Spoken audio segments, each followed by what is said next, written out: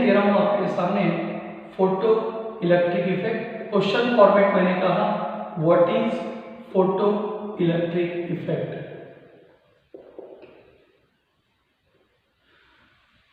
तो ये शब्द बड़ा कीमती है फोटो इलेक्ट्रिक इफेक्ट, क्योंकि इसके अंदर कहीं ना कहीं हमको ये बात समझ में आती है कि फोटो का, लाइट का इलेक्ट्रिसिटी से कोई ना कोई गहरा रिश्ता है। एक मेटल शीट है, एक मेटल प्लेट है, एक मेटल शीट है, एक मेटल प्लेट है जो आपके सामने आपको दिख रही है। सभी को बहुत अच्छे से पता है मेटल शीट है, मेटल प्लेट है, सो डेफिनेटली मेटल में कौन होते हैं? मेटल में होते हैं फ्री इलेक्ट्रॉन्स। ये मेटल शीट है, इस मेटल शीट में कौन है? एटम है, मटेरियल में एटम है, एटम में कौन है? फ्री इलेक्ट्रॉन्स है, जो एटम के अंदर न्यूक्लियस के चारों तरफ रिवोल्यूशन कर रहे हैं, चारों तरफ सर्कुलर मोशन कर रहे हैं। अगर आप देखोगे तो आपको एक न्यूक्लियस नजर आएगा, न्यूक्लियस के सराउंडिंग में घूमने वाले इलेक्ट्रॉन नजर आएंगे। ये इलेक्ट्रॉन अपने ऑर्बिट में परफॉर्म कर रहे हैं circular motion. They are free to move only in the surface, they are free to move only inside the surface या inside the metal. They are free to move only inside the metal, not free to leave the surface, not free to leave the surface. Surface को छोड़कर जाने के लिए वो free नहीं है, not free to leave the surface. अब surface को छोड़कर जाने के लिए फ्री नहीं है, इसका मतलब ये इलेक्ट्रॉन अपने ऑर्बिट में घूम रहा है कुछ तो भी एनर्जी के साथ, क्योंकि सभी बहुत अच्छे से जानते हैं structure of atom and nuclei करके एक चैप्टर है जिसमें हम सुनते हैं कि हर एक इलेक्ट्रॉन न्यूक्लियस से कुछ तो भी टोटल एनर्जी से बंधा हुआ होता है। तो उसे अगर वहाँ से निकालना है तो हमें खर्च करनी होती है बाइंडिंग एनर्जी, लेकिन उस ऑर्बिट से फ्री करने में खर्च करने वाली एनर्जी को बाइंडिंग एनर्जी कहते हैं। तो उसी प्रकार मुझे यहाँ से फ्री करके निकालना नहीं है, मुझे उसे मेटल सरफेस से इजेक्ट करके बाहर निकालना है। वो बाइंडिंग एनर्जी नहीं है, वो बाहर से आने वाली लाइट की हिट की एनर्जी है। हालांकि हम उसे लाइट के फॉर्म में ही कहते हैं। लाइट की आने वाली एनर्जी है जिसे हम फोटोन कहते हैं। ये फोटोन लाइट है, लाइट कुछ भी हो सकता है, कुछ भी मतलब या तो सनलाइट या फिर अल्ट्रा वायलेट लाइट, अर्थात विजिबल हो सकता है या फिर इनविजिबल लाइट हो सकता है, जो फोटोन के रूप में यहाँ इंसिडेंट होता है।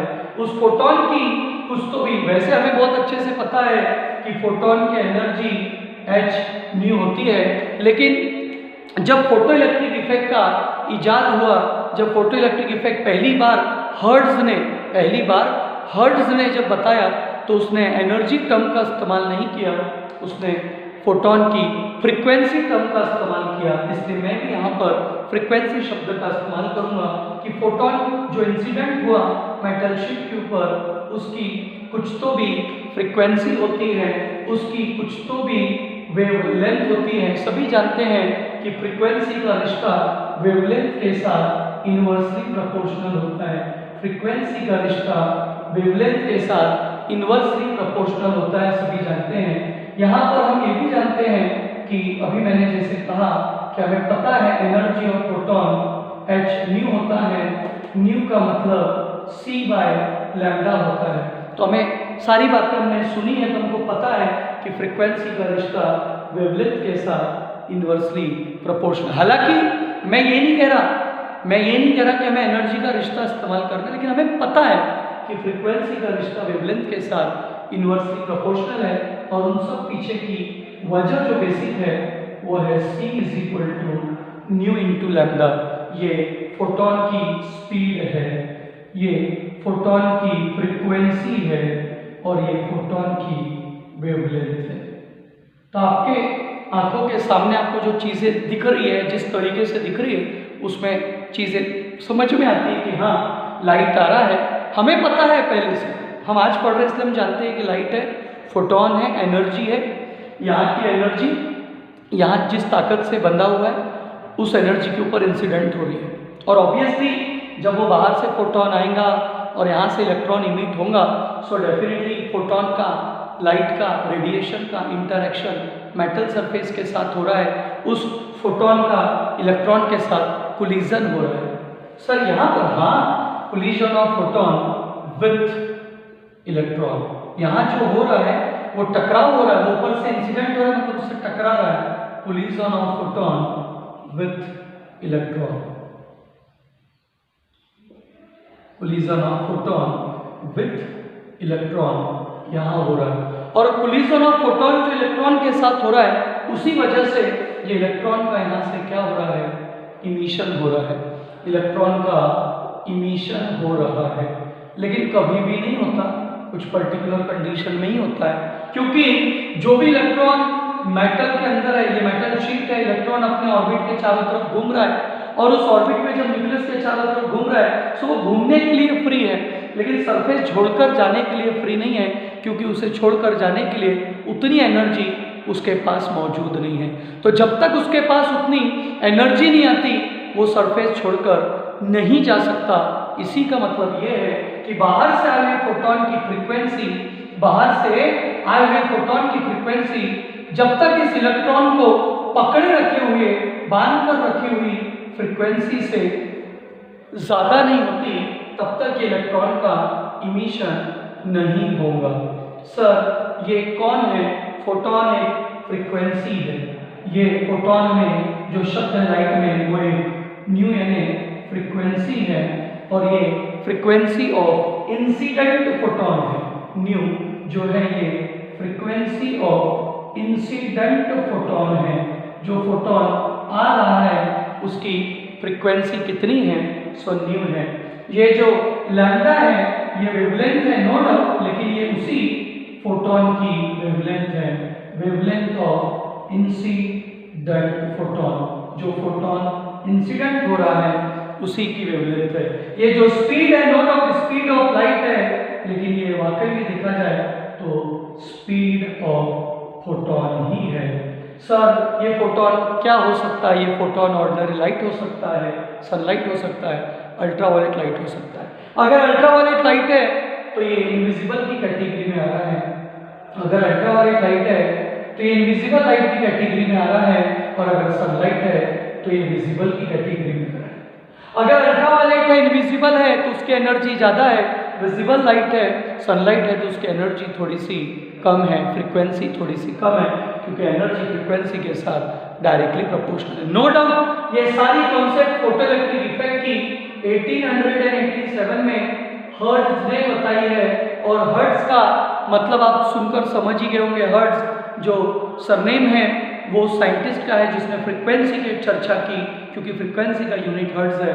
सो ये फोटोइलेक्ट्रिक इफेक्ट है जिसमें जो फोटोन इंसिडेंट हो रहा है, जिस फ्रीक्वेंसी का फोटोन इंसिडेंट हो रहा है, अगर वो फोटोन की फ्रीक्वेंसी उस बांध के रखने वाले फ्रीक्वेंसी से कुछ तो भी ज़्यादा है, तो ही इलेक्ट्रॉन का इमिशन होगा, अन्यथा नहीं होगा।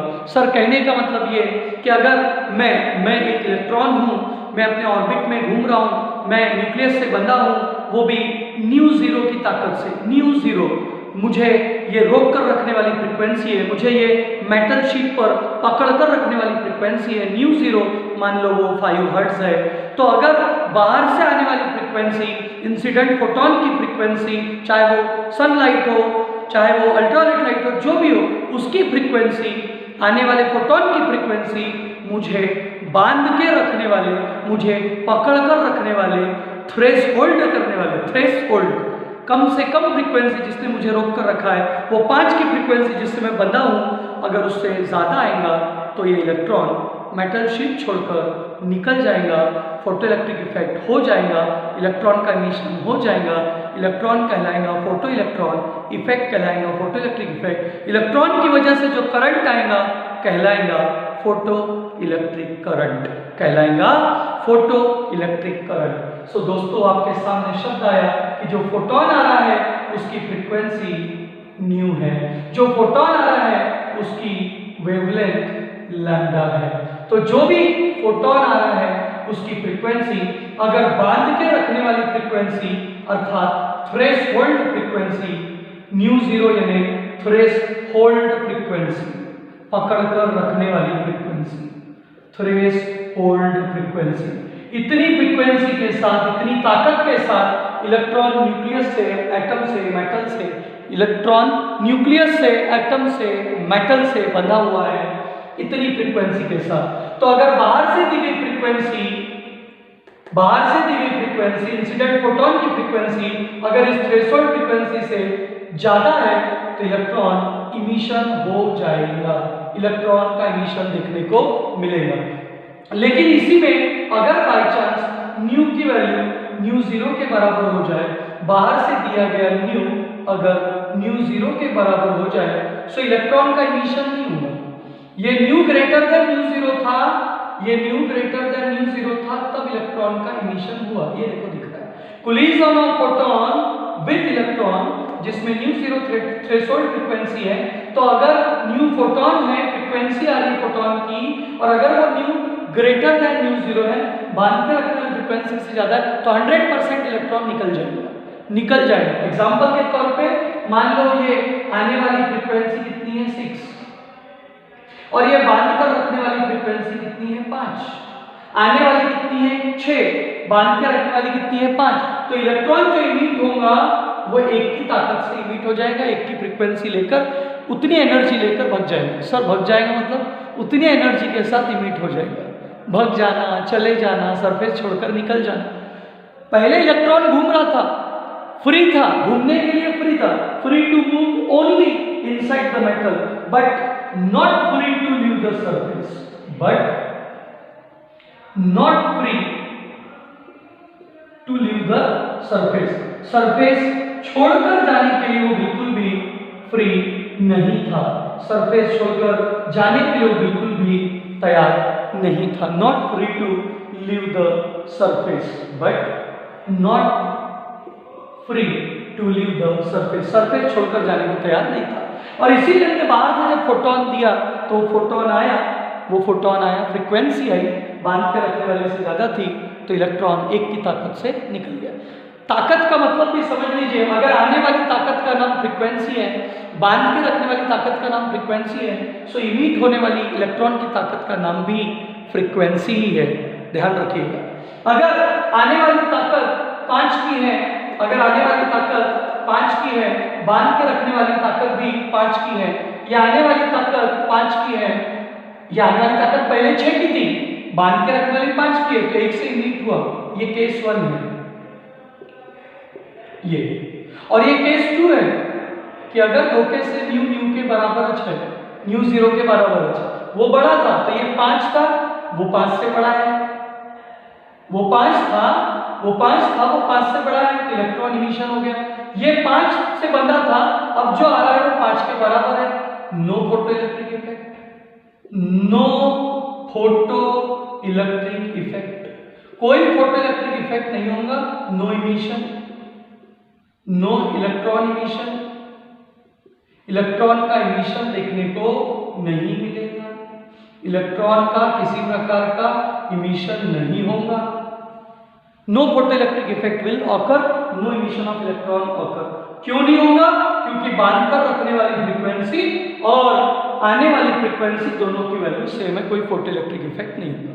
सर अगर मान लो बाई चांस केस नंबर 2 में बंधा हुआ 5 से है, ध्यान से सुनिए, बंधा हुआ 5 से है, लेकिन अगर मान लो 5 के बराबर होता तो भी नहीं निकलता, और अगर 5 से कम होता तो 5 से कम होता तो भी नहीं निकलता, 5 से कम होता तो भी नहीं निकलता। ये जो फोटोन आ रहा है, सिंगल फोटोन आया, एक ही फोटोन, जो एक फोटोन आया उसने एक इलेक्ट्रॉन निकलवाया, हाशा बराबर सुनिएगा बेटा, एक फोटोन आया उसने एक इलेक्ट्रॉन निकलवाया, लेकिन कब? जब बांध के रखने वाले फ्रीक्वेंसी से निकलवाने वाली फ्रीक्वेंसी ज्यादा है, इसलिए वो इलेक्ट्रॉन निकल जाएगा। कब? जब वो बाहर वाली ताकत जो निकालने आई है वो बांध के रखने वाली ताकत से ज्यादा है, तो इलेक्ट्रॉन उस डिफरेंस वाली ताकत से इमिट होकर निकल जाएगा, फ्रीक्वेंसी से निकल जाएगा। फोटोन एक आया तो इलेक्ट्रॉन भी एक निकलेगा। सर अगर फोटोन 10 आते तो, अब ये बात बहुत कीमती है, ध्यान रखना, अगर न्यू ग्रेटर देन न्यू 0 है तो जितने भी फोटोन आए, फोटोन आना मतलब नंबर ऑफ फोटॉन्स, फोटोन आना मतलब number of protons, number of protons का रिश्ता नंबर ऑफ इलेक्ट्रॉन्स के साथ डायरेक्टली प्रोपोर्शनल है। मतलब एक फोटोन अगर आएगा तो एक ही इलेक्ट्रॉन निकलेगा। ये कंडीशन अच्छा है कि एक इलेक्ट्रॉन एक समय पर एक ही फोटोन को इंटरैक्ट हो सकता है, एक ही फोटोन के साथ कोलिजन कर सकता है, एक समय पे दो के साथ नहीं। That is called equilibrium. Fighting होती है ना, युद्ध होता है तो 1 to 1 रिंग के अंदर जैसा होता है, डिशुम डिशुम, एक के साथ एक ही लड़ेंगे। वो WWF जैसा नहीं कि कोई भी कहीं भी घुस जाए, नहीं, लिमिटेड तरीके से, व्यवस्थित से, अड़े टेढ़े तरीके से। सो वैसे एक फोटोन आएगा तो एक इलेक्ट्रॉन इमिट होगा, 10 फोटोन आएंगे तो 10 इलेक्ट्रॉन। सर ये नंबर ऑफ फोटोन यानी कौन होती है? Intensity of photon, intensity of light. जितना, जैसे यहां पर एग्जांपल के तौर पे खिड़की है, सनलाइट आ रहा है, खिड़की थोड़ी खोली, थोड़ा लाइट आ रहा है, थोड़ी इंटेंसिटी है, थोड़ा नंबर ऑफ फोटॉन्स है।